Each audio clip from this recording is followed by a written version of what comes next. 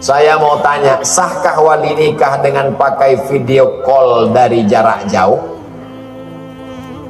Nikah dengan alat, kalau dia selamat dari ihtimal kemungkinan, maka dia bisa dijadikan sebagai dalil. Nikah pakai telekonferensi, karena yang dimaksud dengan satu majelis itu bukan satu majelis wali mempelai laki-laki, dua saksi. Yang dimaksud dengan satu majelis adalah satu waktu, yang satu dengan syarat tidak ada tipuan di sana. Assalamualaikum. Waalaikumsalam. Saya ini Pak Kua. Iya. Apakah Bapak betul walinya? Betul. Apalagi sekarang bisa nampak wajahnya. Itu.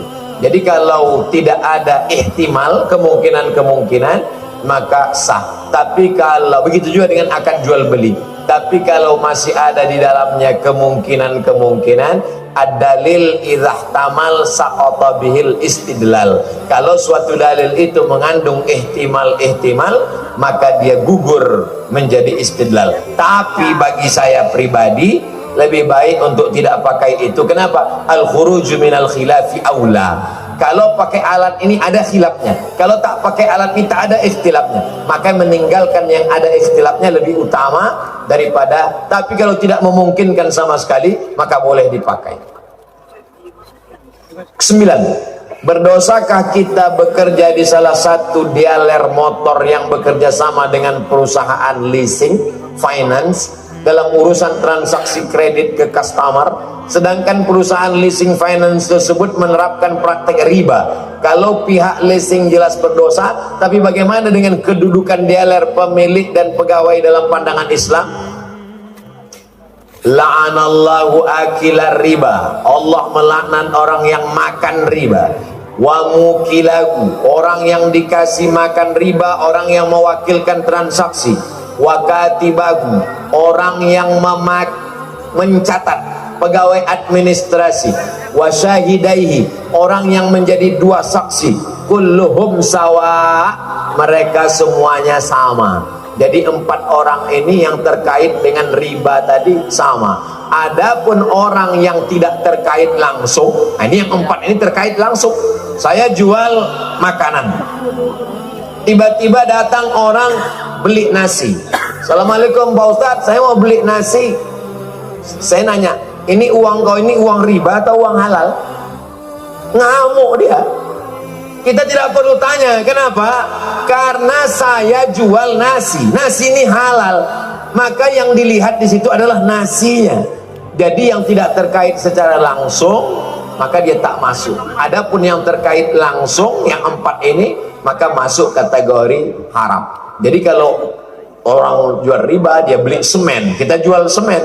Yang kita jual itu semennya, tidak ada hubung kait dengan pekerjaan si pembeli. Karena kalau si pembeli itu semuanya nanti ditanya, oh macam-macam, ada orang yang jual benda haram, ada orang yang dari hasil korupsi, ada orang.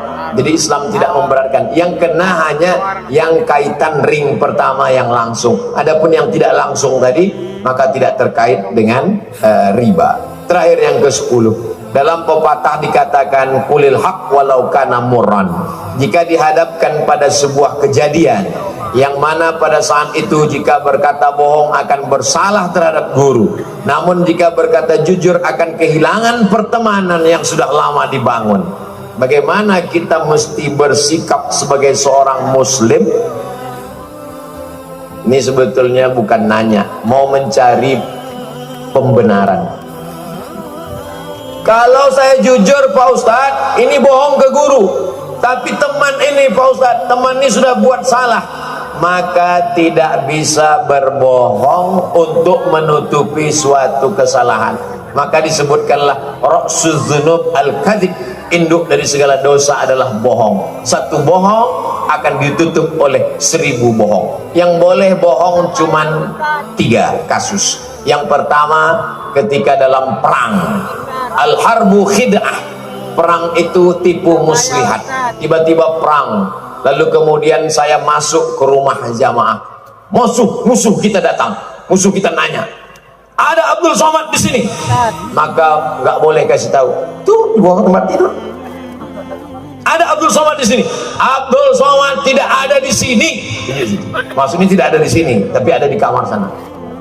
Itu namanya hilah, fikih hilah. Yang pertama ketika berperang untuk menyelamatkan umat, itu boleh. Yang kedua ketika mendamaikan dua orang yang sedang kelahi, datang dia ke kita, itu si Anu itu orangnya pembohong, penipu, nggak benar. Lalu kemudian datang si B, tadi dia datang ke sini, iya, dia cerita tentang aku, satu pun nggak ada dia cerita tentang kamu. Maksudnya satu nggak ada tapi 10 ada, untuk menyelamatkan dua orang supaya jangan sampai kelahi. Yang ketiga adalah suami terhadap istri tidak pada perkara yang haram.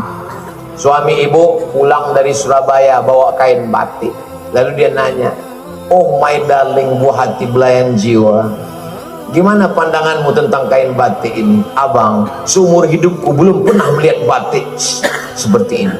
Maksudnya jeleknya, tapi tak dia sebutkan.